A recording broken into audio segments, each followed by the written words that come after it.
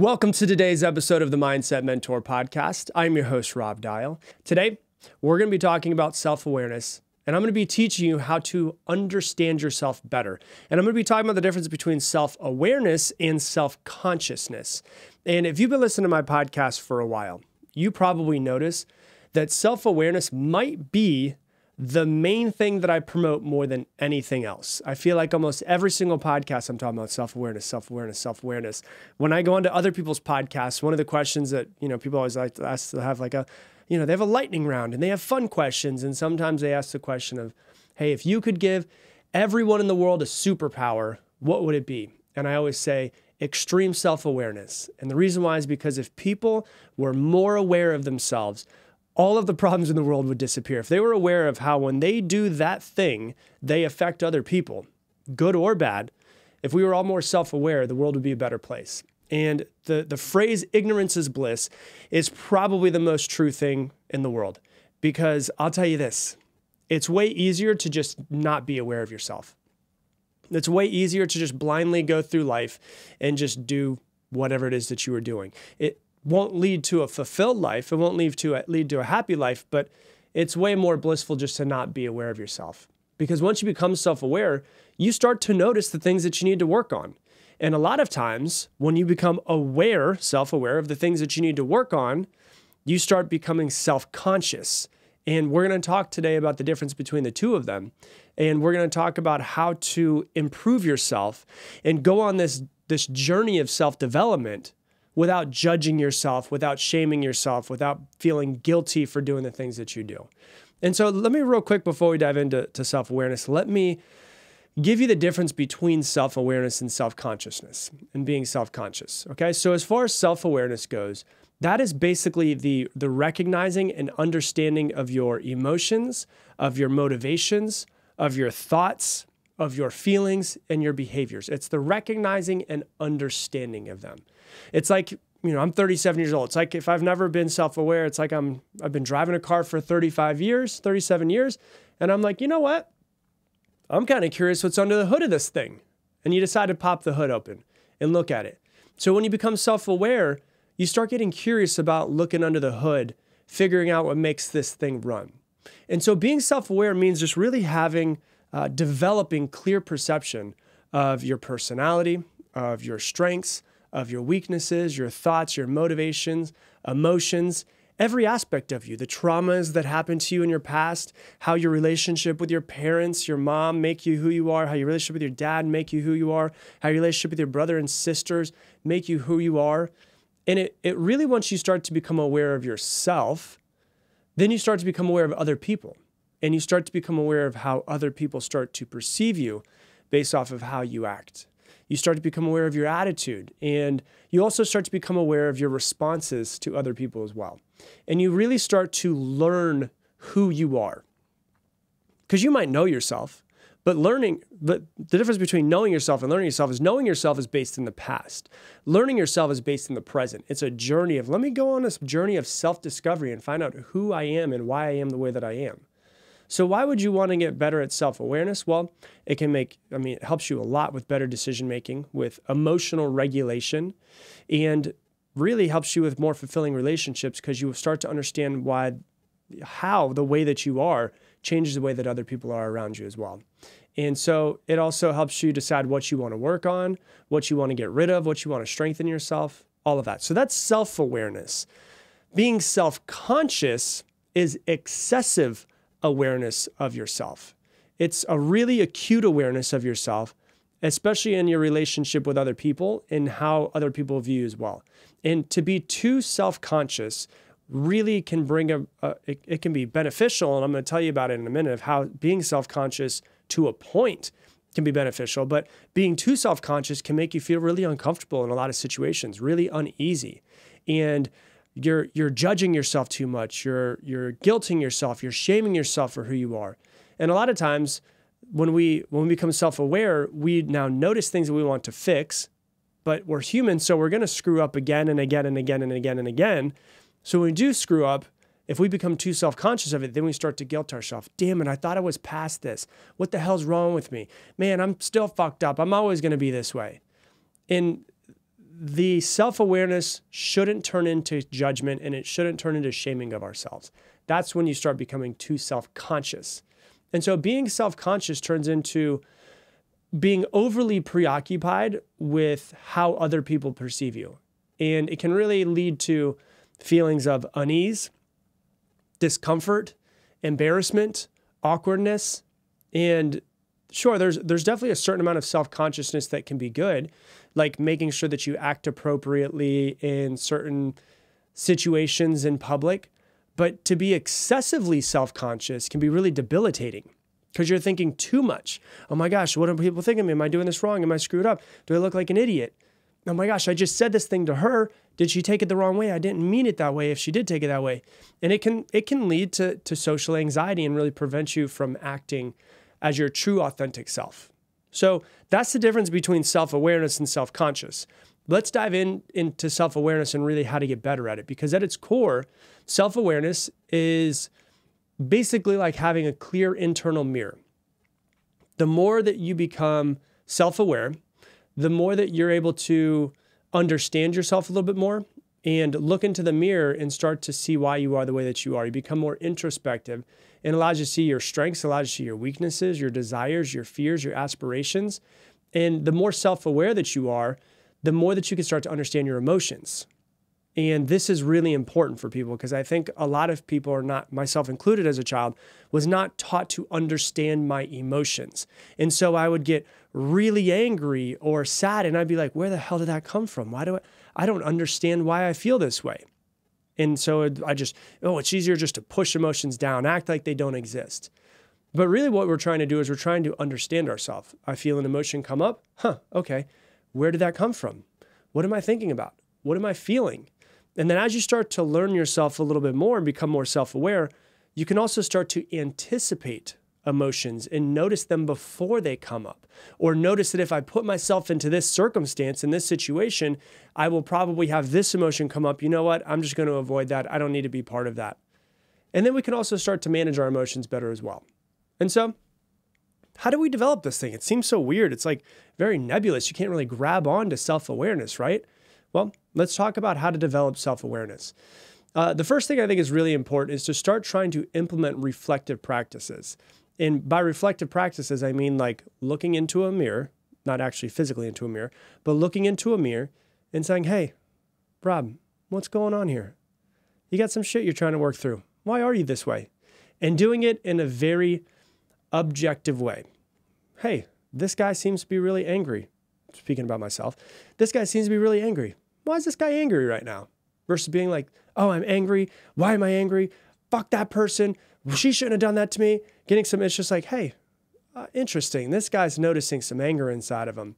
What is this anger? So how do we start to get reflective practices? The first one, which I know you've heard me say before, is journaling, right? Some of you are like, if you guys have been listening to podcasts for a while, you're like, damn, is this dude talking about journaling again? Yes, because are you journaling every single day? No? Okay, I'm going to keep talking about it every single episode, right? Sometimes you need to hear something 1,000 times before you're actually like, all right, fine, I'll go ahead and do it. Journaling is really just writing down your thoughts, your experiences, your feelings, your emotions to try to start bringing clarity to them. And the reason why pen and paper is so easy is because your brain is so complex and there's so much happening behind the scenes. There's your conscious thought, which you know you can journal through or you can kind of think through, which is 5% of what's going on in your head. And then there's your subconscious thought, which is subconscious is below the conscious thought, which means you're basically unconscious of it a lot of times, which is 95% of what's going on in the programming behind the scenes. And so if you're not aware of the 95% and you're only aware of the 5%, you don't really know yourself. So it really comes down to taking a pen and paper and jotting them all down. You're so complex that to try to figure yourself out in your own head sometimes is just not going to happen. And so I always give the example, like if I said, hey, what's 2 plus 2? Everybody listening can say, oh, that's 4, right? Yeah, you got that one. But if I said, what's 374 plus 17,614? Most people probably can't figure it out in your head, but you could figure out if I gave you a pen and paper. You could go back to 2nd grade or 3rd grade and you could start to figure the problem out. Why? Because when it's on paper and you can write it out and you can visually see it, it's very easy to work through as opposed to inside of your head. you're a million times more complex than that math problem. And you're trying to figure out what's going on in your head and why you're acting the way that you are and why you are the way that you are. So journaling is really the act of taking a pen and paper. And it's not like sitting down and saying, "Dear diary, today I went to the grocery store and I bought some apples." It's not a diary. I'm talking about journaling and the fact of writing down, man, I'm really freaking pissed off right now. Why am I so pissed off? And you write the question, why am I so pissed off? And then you answer the question, I'm so pissed off because this happened. Okay, and then go a little bit deeper. Okay, why does that bring up such a strong emotion in me though? Oh, and then you answer the question, okay, is there any way that maybe this isn't my true self and whatever it might be? And you start to journal through it. What's really interesting, if you actually do this, there's a reason why I preach this so much, is journaling yourself, is you will start to figure out who you are way more than you ever knew. And one of my favorite things when I used to do one-on-one coaching a lot was when I would work with clients and I would teach them how to journal and make them journal every single week. And about 2 months into working with me, they'd always come back and say like, "Oh my God, I thought I knew myself before I started with you. I didn't know myself at all." Because you're not really aware of these things because they're subconscious or under the conscious mind. And so you try to bring them to the surface and work through them. So the first thing to be really good at reflective practices is to journal. The next thing, which I feel like I talk about almost every single episode, is meditating, right? So meditation is not just about calming your mind. It can be that if you like, but it's also about learning who you are. The amount of times, we just ran an event this weekend, and some people are like, "Well, I just don't meditate. I don't meditate. I'm not good at it. I'm bad at meditating. I'm so bad at it, I can't get my mind to stop." And back in 2017, my wife and I, we traveled for 6 months. And one of the places we went to was Thailand. And we went to this place called Chiang Mai in Thailand.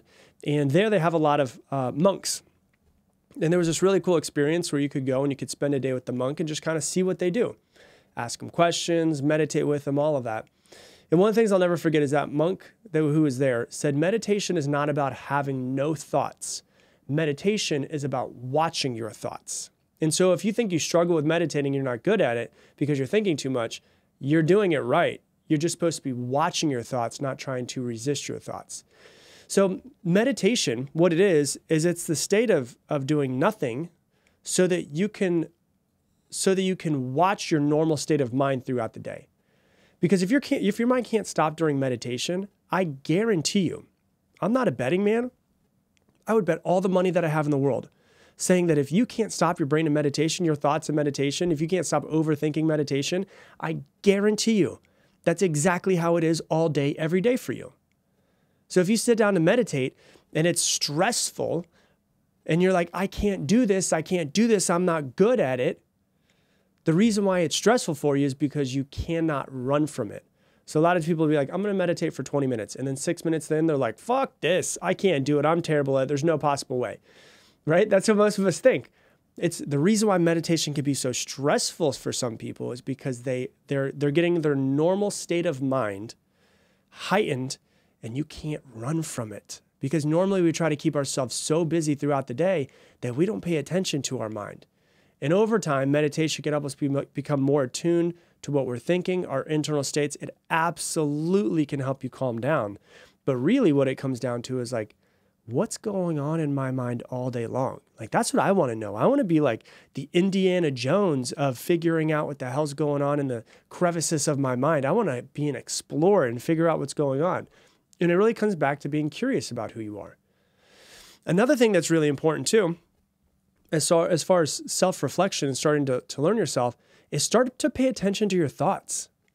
Start to pay attention to what's going on in your head. If you start to feel a certain way, usually what there was a thought that came before that feeling. So if you feel like a whole lot of sadness and you're like, "Why do I feel sad right now?" You take a step back, and in cognitive behavioral therapy, they say to ask this question. The question is, what was I just thinking? So if you feel a bunch of sadness, you're like, "Why do I feel this way?" You ask yourself the question, what was I just thinking? You start to pay attention to your thoughts. Pay attention to when you get triggered. For me, oh my goodness, this happened earlier today. I was driving. And, we're about to be in the election time and all that stuff. And I saw somebody that was just pushing somebody for election. And I got a little bit triggered. And a few years ago, I was much, much more triggered. But I got so triggered by that. And I was like, okay, hold on. This person is just holding a sign that says somebody's name. That shouldn't trigger me, but I feel triggered. This happened on the way when I was driving to the studio today. Why do I feel triggered right now? I feel triggered because of how I've seen that person that's running for that position act. And I feel like it is not the way that a leader should act and how they should do and all of this stuff. And I was like, man, I'm really triggered by that. But a lot of times what's interesting is about when we're triggered not by that person. We're triggered by our programmings, but a lot of times we're triggered because we notice ourself in that person. And there's a part of ourself that we hate. And we just have that person be a mirror for us to say, hey, yeah, you can hate this person and you should want this person to be different. But why don't you try being different first? If you want the world to be different, you have to be different. If you want the world to change, you have to change. If you want other people to be different, you have to be different. Get off your high horse and realize that you're not perfect. And if you want the world to change, you have to start with you. And so you ask yourself, what was I just thinking? Why was I just triggered? She said this to me and then I blew up. Why did I blow up? What was I thinking in that situation? You start to really pay attention to your thoughts. And you start to notice your programming. Once again, I've said this many times on the podcast, being triggered is a gift. It is an absolute gift because it is the universe coming to you in the form of another person to trigger you, to show you where you are not free. And we want to try to get free from all of our problems, circumstances, things that we're stuck in, places that we're stuck, all of that. So you ask yourself, what was I just thinking? So that's the next thing, is to pay attention to your thoughts. The next thing is to pay attention to your feelings. You ask yourself, why am I feeling this way? I'm really angry right now. Okay, let me go ahead and just feel the anger for a second. And then I'm just going to ask myself, why am I feeling angry? What is it about the circumstance that's making me feel this way? Because it's really interesting. Like if you look at life as simply as possible, you're born, you have a bunch of sensory experiences for your entire lifetime, and then you die. That's like the 100,000 foot overview of being a human, right? You're born, you have a sensory set of experiences and things that happen to you, and you die. How you choose to interpret the things that happen to you, completely up to you. So you ask yourself, I'm angry. Why am I angry right now? Why am I feeling this way? You start to really interested and curious more than anything else. I'm feeling freaking amazing today. Like I feel amazing. I'm so happy. Why do I feel amazing today? Oh, well, you know what? I actually got 8 hours of sleep. And you start to notice patterns in yourself. Oh man, I'm feeling really sad today. I'm feeling really sad. Okay, why am I feeling this way? What could have possibly happened? Next, after you go through that, your thoughts, your feelings, now what we also want to start to pay attention to is our beliefs. And one thing that I would really recommend for everybody here is to challenge and question all of your beliefs. Because your beliefs that make you who you are at this point are just a blend of cultural upbringing, personal experiences, trauma, societal norms, and it's learned from you. You learn it from your parents. You learn it from what part of town you grew up in. You learn from your religion. You learn from your nationality. There's so many aspects. There's a million things that have happened to you over your lifetime that have made you who you are. And really, like, beliefs are great because it gives you, a worldview and a way to look at the world. But beliefs are very, very limiting. And so what you need to do is to actually start identifying your beliefs and challenge the hell out of them to see if you want to keep them as your beliefs or if they were programmed into you. And so you start to think about one, right? You start to think about, what are your core beliefs? What do you believe in? And then you ask yourself these 3 questions. Number 1, where did I learn this belief? Number 2, is this my belief or one that was programmed into me? And number 3, from this moment forward, what do I choose to believe? So it's, where did I learn this belief? Is it my belief or one that was programmed into me? And then last but not least, from this moment forward, what do I choose to believe? And so let's say, for instance, you come up with the belief of, I believe that we should treat every person with respect. Okay, cool. We can work with that one first. Where did I learn this? I learned this from my mom. She's always very respectful with people. I also learned it from my grandfather. He never commanded respect. He never tried to make anybody feel a certain way. He just acted very respectful, and I never saw him ever get mad or talk down to anybody or about anybody. Okay, cool. So I learned it from them. I probably learned it from other places too. Was this programmed into me? Maybe it was programmed into me. Maybe it was something I was told, but it was also something that I witnessed and I saw. So a little bit of yes, a little bit of no. What do I choose to believe? I actually choose to believe this. I actually choose to believe that every single person should be given respect. Perfect. Cool. I'm going to keep that one. Let's say I have another belief and I start to notice my money mindset. I believe that money is the root of all evil. Okay. Interesting. Where did I learn this? Maybe say I learned this from my father. He was always talking about, people have to screw people over to become wealthy, and all of the evil comes from people who want money. Okay. Was this programmed into me? Yes, absolutely. What do I choose to believe? Do I choose to believe that money is the root of all evil? Actually, I don't choose to believe this anymore. This is not my belief, because I know some people who make a bunch of money and they do amazing things in the world with it. So money can't be the root of all evil if some people can use money for good, right? You could take that money, you could donate, you could make $10 million and donate all $10 million to a foundation to feed the hungry. Clearly, that's not the root of all evil. So making money and using it for good can actually cause a lot of really good stuff. So do I choose to believe that money is the root of all evil? No. Could I screw people over to make money? Sure. Do I have to? No. I don't believe that. Okay, I'm going to go ahead and I'm going to let go of this one. And what you start to do is you start to learn yourself and notice yourself more. And so really the key to this is the key to becoming self-aware is to become interested in yourself, to become curious about yourself, to start to learn yourself, but don't let it go too far down the road that you guilt yourself, you shame yourself, you hate yourself, you get pissed off at yourself, because that's when self-awareness turns into being self-conscious. And self-conscious, if it goes too far down the road, can turn into anxiety, social anxiety, questioning yourself, and never wanting to actually be around people because you think they might screw up. And so it's a fine line, but it's going, you know what? Self-awareness is learning who I am and going, you know what? I want to keep learning myself. I want to keep improving myself. I want to let go of things that I don't like. I want to keep things that I do like. Self-conscious is where I start guilting myself and shaming myself. That's not the route I want to go. And so that is how you grow your self-awareness and start to learn who you truly are. Because once again, knowing yourself is based in the past, learning yourself is based in the present. We're trying to go from the present into the future, and we're trying to figure out who you are and how you can improve. So that's what I got for you for today's episode. If you love this episode, please share it on your Instagram stories and tag me in it, Rob Dial Jr., ROBDIALJR. And if you love this podcast, you'll probably love my new book that comes out on October 3rd. It is called Level Up: How to Get Focused, Stop Procrastinating, and Upgrade Your Life. If you want to pre-order it, you can go to robdial.com/book right now. When you pre-order it, only for people who pre-order it, you will get a free mini course on how to stop procrastinating, and you will also get entered into a prize pool of $25,000 in cash and prizes. And so that will only be available for people who pre-order. So once again, if you want to go ahead and do that, go to robdial.com/book. And the good thing about it is on October 3rd, when it does come out, it should be arriving, hopefully, as long as your FedEx guy doesn't suck, should be at your house the day that it actually launches on October 3rd. So once again, that is robdial.com/book. And with that, I'm going to leave you the same way I leave you every single episode.